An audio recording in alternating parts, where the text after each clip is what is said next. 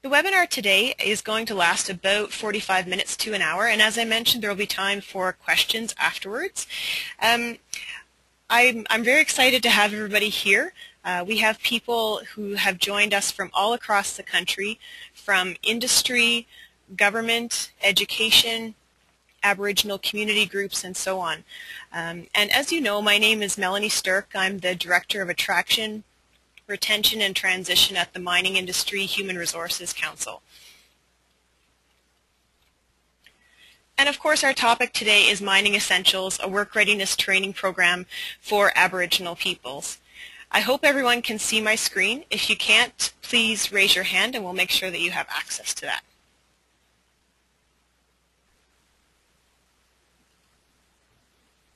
So here's where we start. The mining industry needs people. There's no question about it. When you look at our report that was put out last August in 2011, we did some hiring requirements and looked at the labor market situation in the industry. And this is pulled from our national requirements.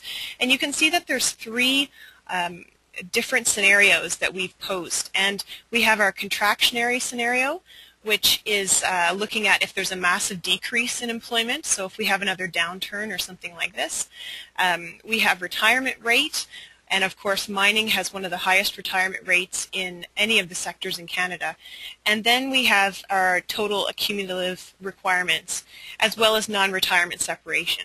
And no matter which of these scenarios you look at, you can see that we're going to be in great need of people. There's no question. And our baseline scenario is looking at about 112,000 people within the next 10 years. The industry is going to need people in all sorts of areas, from physical scientists and engineers to skilled trades and support staff. And of course, Aboriginal peoples have a strong history of mining and are ideally located to take advantage of the rewarding careers that we have to offer. And I see we have a question, so I'm just going to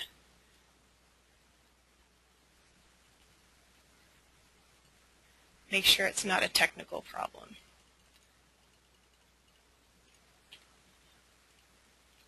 Okay. Moving along. So it's important to understand Aboriginal people, Aboriginal mining statistics too before we head forward. And we know, of course, that many Aboriginal communities are located within proximity, very close proximity of sites. And of course, this creates a local supply for hire and for employment. And we know that a lot of Aboriginal people are working in the industry, and this number continues to increase based on census data. However, the truth is that Aboriginal workers account for only about 7.5% of the workforce, even though we also know that there are over 180 agreements between communities and mining companies based on Natural Resources Canada's information. So what's happening here? There's a challenge. There's a few things that are blocking these two parties in terms of coming together for employment opportunities. And we were hearing that one of these major challenges is really work readiness skills. So companies want to hire, communities have youth and people who are looking for jobs. They also have very valuable local knowledge of the land and can contribute that to the workforce. But work readiness skills are one of the things that are truly getting in the way of joining these two together.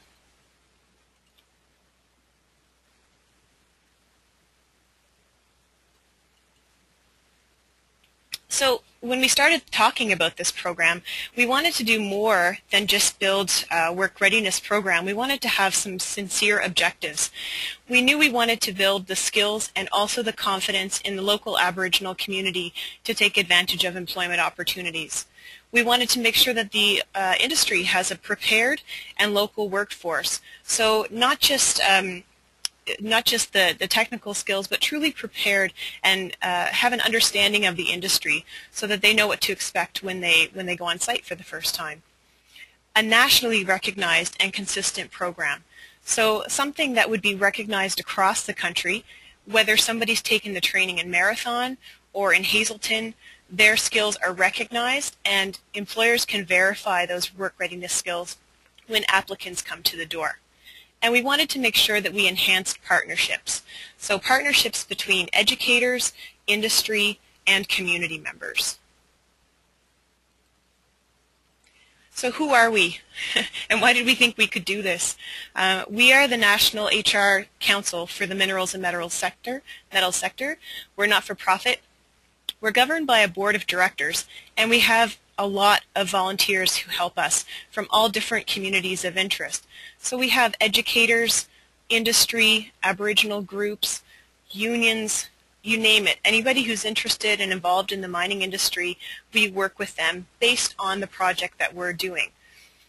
We identify national human resources challenges in the industry, such as the labor market issue that I presented on the first slide, and then we create national solutions through collaborating with these communities of interest, and we partner to make things happen, to solve the problems that are in front of us. So Mining Essentials is co-owned by MIR and the AFN. What happened was a need was expressed, and then we validated that need through research for a work readiness and essential skills program in mining that was specifically suited to Aboriginal peoples. We talked to the AFN, who is an organization that was working with the Mining Association of Canada, as well as the Prospectors and Developers Association of Canada, signing memorandums of understanding to see if maybe we could join together and partner to create a solution. That's what we did, and we secured funding in 2009 with the Government of Canada through the ASTIF funding, which was part of the Economic Action Plan. From 2010 to 2011, in very short months, I believe it was 18 months, Mining Essentials was developed. And we didn't do it in isolation. We included a wide range of experts to help us develop the curriculum and identify skills lists, which I'll talk about in a second. And then we tested that curriculum at 3 sites. Here's the members of our development committee, and you can see that they represent a wide range of stakeholders. When we got together, we started talking about what kinds of skills we wanted to teach through the program. MIR has developed national occupational standards for 4 entry-level types of jobs in the mining and minerals sector: underground miners, surface miners, and mineral processing technicians, as well as diamond drillers. Each of these national occupational standards contain essential skills profiles that these types of workers need to be able to perform well on the job, that are non-technical but essential skills based. When we looked at these lists, of course these essential skills were quite similar across all 4 standards. So that's where we began. From there, we talked to our development committee about other skills that might be valuable to this particular learners group. We call them work readiness skills. In the end, we have a full list of attitudes, skills, and industry knowledge that combine to be our learning outcomes, or our work readiness skills list, as we like to call it.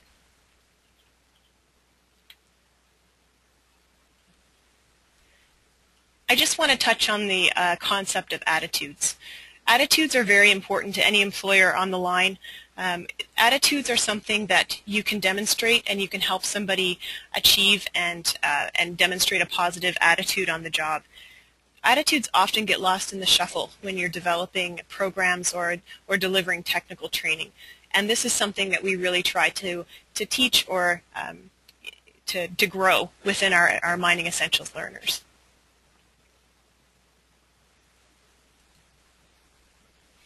So the program, how does it work? As I mentioned, our program is based on a number of industry requirements for essential and work readiness skills.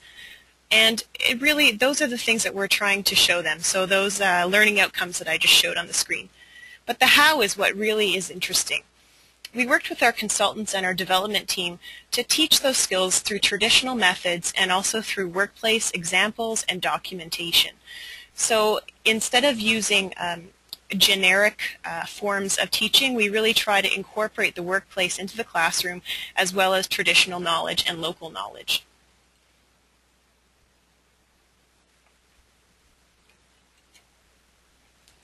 Program components. We have a training standard, and this standard really talks about the requirements of the training site and the partnership. So in order to become a Mining Essentials training site, you need to make sure that you're able to deliver the program consistently and to the national standard. Consultants of ours, who I think are actually on the line today, worked with us to develop what we call our guiding wheel. And this really took this training standard from text into visual. And it shows how there's 4 components of this program that really come together for the success of the learner. The curriculum, the learners, the trainers, and the learning environment all need to come together to make sure everyone is successful. All trainers need to go through a Train the Trainer workshop, which is 2 days and led by a mere instructor. This is where we teach the trainers how to operate the program and how the curriculum will work in the classroom. We have an orientation session for learners before the program begins, where learners' families, as well as leadership from the communities, the education site, as well as the industry partners and elders, can come together to get the learners excited for this experience. The program itself lasts about 12 weeks, although this is quite flexible, and 2/3 of that time is spent in the classroom on the 11 modules of Mining Essentials. The other third of the time is spent on enhancement activities, which truly is a unique component of this program. Enhancement activities can be defined by the training site, so this really is a way to make the training, which is a national program, more localized and relevant to local partners and communities. Then we have 4 forms of evaluation to test attitudes, skills, and knowledge. Attendance, of course, is very important for the industry. Employers want workers to show up on time, and we try to encourage the learning of that skill through this program and its attendance record. There are quizzes for each module to ensure that learners understand knowledge components. And then we also have a skills checklist that requires learners to demonstrate skills in their everyday lives, either in the classroom, at home, or in their jobs. And lastly, the learners need to leave the Mining Essentials program with a portfolio that includes their resume, any certificates that they learned along the way, and their skills checklist.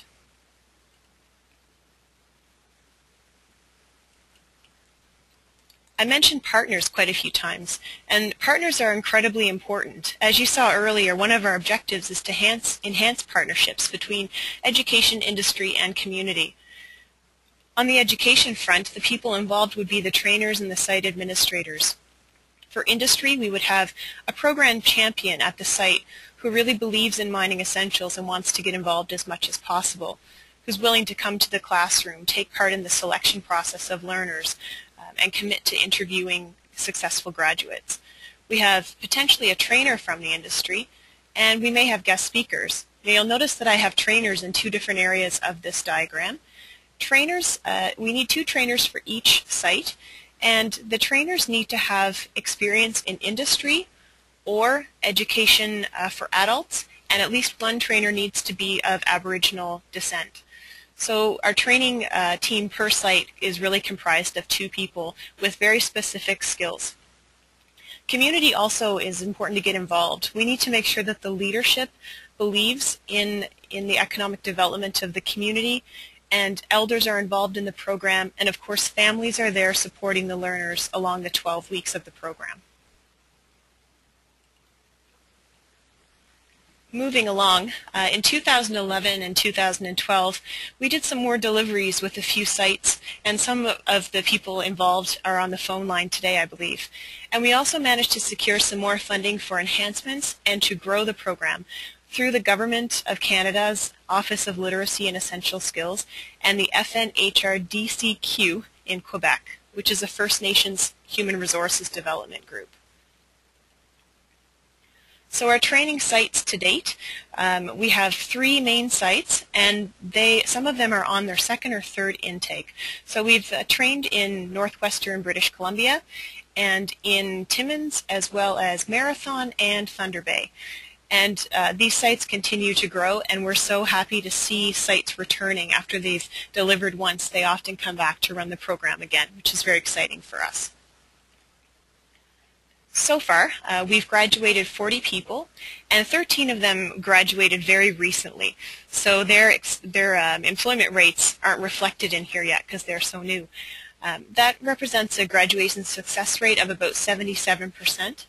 And the total graduates so far who are furthering education are at 7, and the total graduates employed are at 13. And you can see a quote at the bottom that comes from a parent. And as I mentioned earlier in our objectives, confidence and growth, personal growth are a part of this program and a main objective for us. So that's what a parent is saying, but educators are also making comments to us.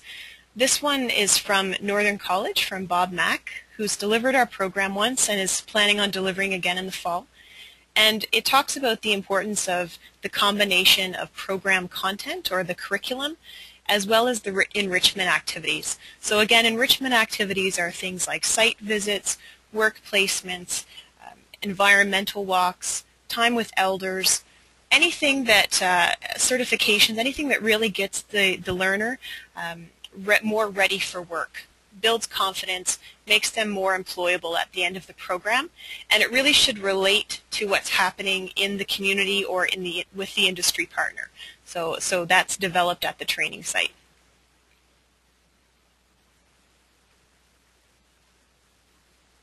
This is a big one, but I'll just pull out some important points. This is what one of our employers has been telling us, and really it speaks to the fact that mining essentials learners are prepared for the mining environment. They're self-motivated, they have an interest in getting involved in the industry, and as a result they have a very fast transition into being a team member at the company level. They know what's expected of them because they've been involved in the program, they've been interacting with the industry all the way through the 12 weeks, and they're excited. And I believe this particular individual mentioned to us that their graduate has sort of become the spokesperson for this exploration site. So he tends to be the one that gives people tours when they come on site, and they make sure that he's the one who takes them around because there's so much excitement and energy from this individual.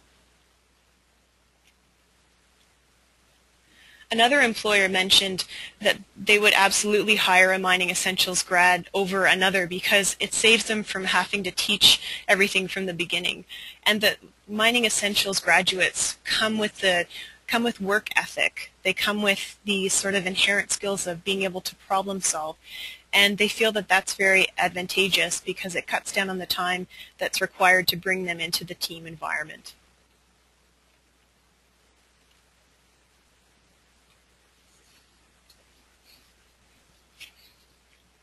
So lastly, between now and 2014, we're working on some program enhancements that are funded through our Office of Literacy and Essential Skills project. We're going to be adding in some cultural customizations, and actually that work is nearly complete. And we've been working on components that are specific to Métis and Inuit learners. And the training sites can choose which of the cultural lessons they'd like to use to teach a particular learning objective based on who their learner groups are. We're also working on translation. We're developing e-learning components later in the project, and we're making sure that there's quality assurance mechanisms in place, like trainer certification and license and monitoring as well. And of course, we want to increase the awareness of the program and increase uptake of training sites, which is one of the reasons that we're holding this webinar today.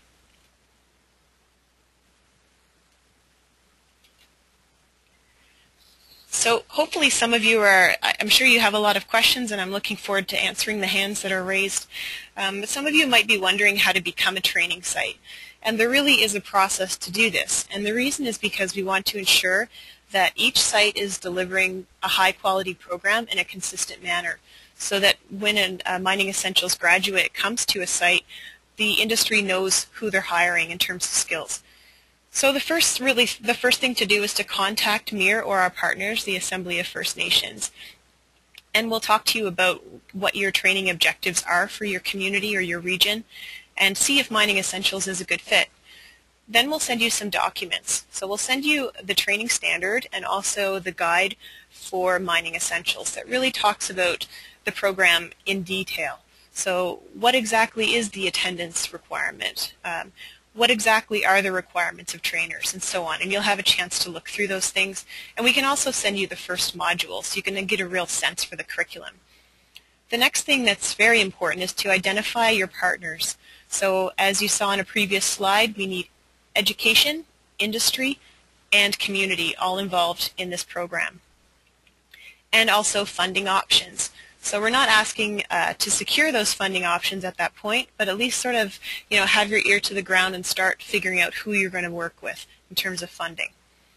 Then what you would do is submit what we call a demonstration of capacity. And really that's an application to be a Mining Essentials site that outlines all the ways that your site can adhere to our training standard and understand our training standard so that there is consistency in the delivery. We'll work together with training sites on that, and we go back and forth. It's a work in progress. Then we'd hopefully confirm our funding and find the appropriate trainers for the site. Then the trainers would go through our Train the Trainer workshop while the site is working on recruiting learners, and off we go. Then we start to deliver. And as I mentioned, the program is approximately 12 weeks, but that can be adjusted depending on the delivery site.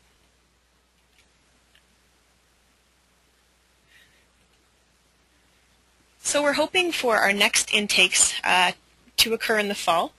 And as I mentioned, we're doing cultural customizations for Métis and Inuit learners. And we're looking for pilot sites to help us test these customizations. If you're interested in this, companies as well as colleges, local educators can all submit to become training sites as long as that three-way partnership is in play. And testing these cultural customizations is important to us to make sure that the program resonates with Inuit, Métis, and First Nations learners. We're also welcoming non-pilot sites, of course, and we'd like to see demonstrations of capacity coming from these groups as well, so sites that are strictly First Nations. Our timelines for new intakes are around, starting now, we're looking for those demonstrations of capacity until the end of the summer. We'd like to hold our next Train the Trainer workshop in mid-September, and we'd like to have anybody who's delivering at that time come to the workshop, and we'll put that in a location that's the most reasonable for all the people who might be involved. So we'll try to centralize that location depending on who's joining the intake. The program will start up in mid-October, and we're completing this round in January of 2013.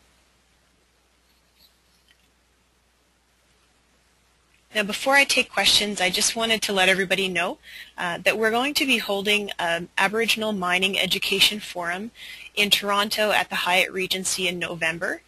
And this forum is really a chance for an interactive event to network, share, and initiate action plans to improve the understanding of issues related to Aboriginal education as they apply to HR management in mineral and mining.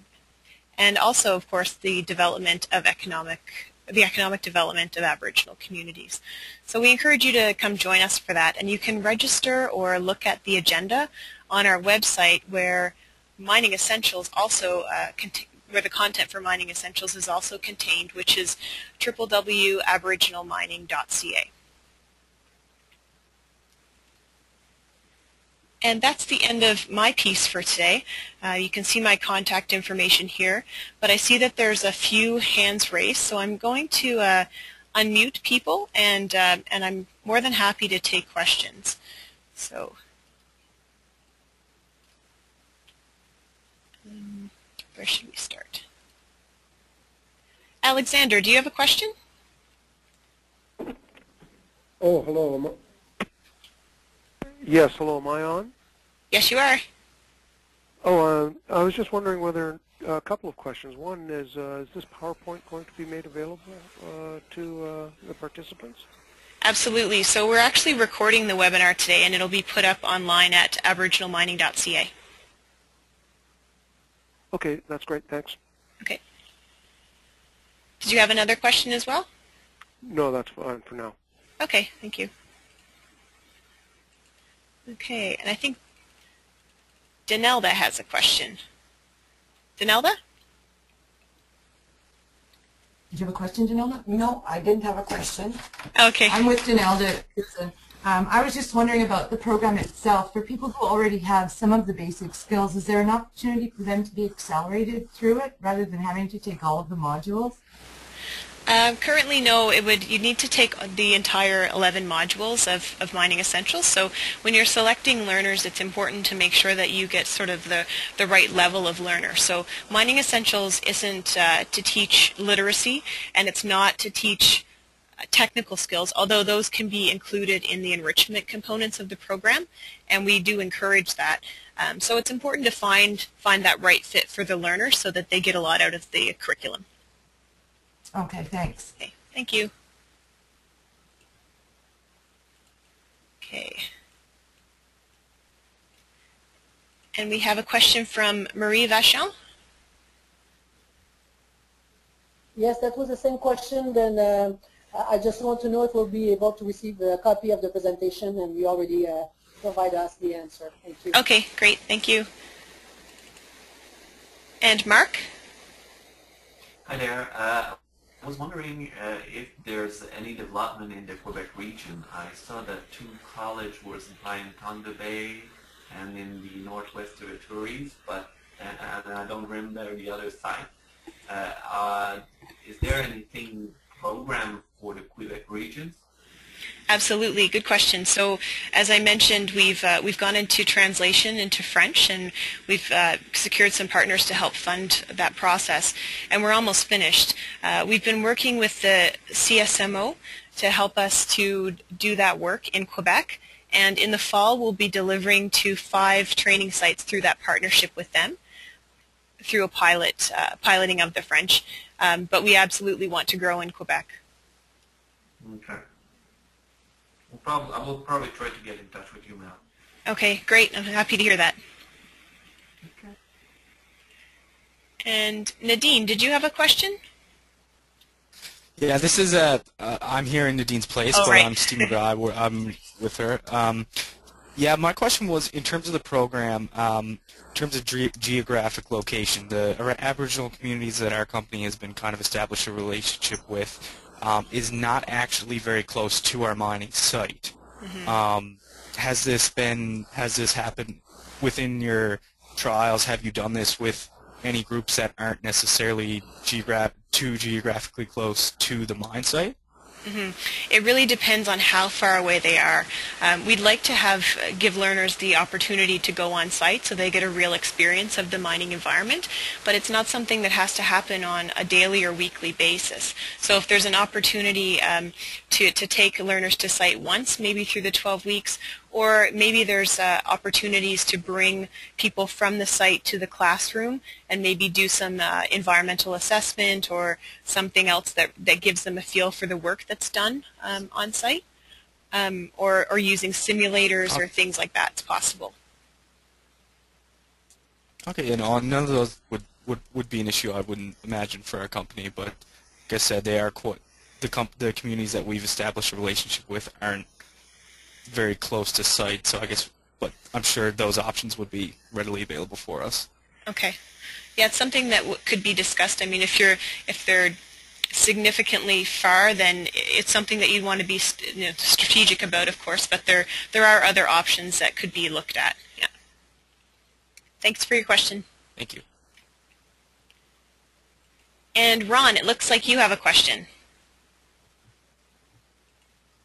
A couple of questions of sorts. MIHR has developed a mining essentials program, or pardon me, it's a mining essentials program where you certify mining people, and I'm just wondering how far along the Aboriginal essential mining program takes the Aboriginal worker. I think you must be talking about the Canadian Mining Credentials Program. Certification program, which was developed to make sure the worker has the competencies to work as an underground miner, surface miner, mineral processor, or diamond driller, which are those 4 standards that I mentioned earlier on. And of course, they demonstrate those skills in the workplace, and they have a workplace assessor who will check mark those skills lists for them. Mining Essentials is almost a precursor to that. It would be nice to see Mining Essentials graduates go in, of course, to the mining sector and maybe challenge their certification process afterwards. So Aboriginal people would be streamed into that area with other workers in the industry. Fair enough. Yeah. Thank you. Okay. Let me just go back up the list and make sure I haven't missed anyone.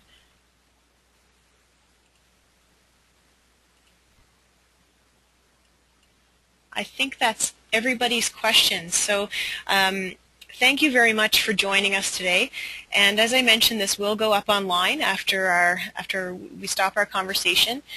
If you are interested in hearing more, having a one-on-one conversation, I'm more than happy to take that call. We have a great passion for growing this program and making sure that local people have employment opportunities in their regions. So you can see my contact information that's still on screen. And at this point, I thank you and hope that everybody has an excellent day. Take care.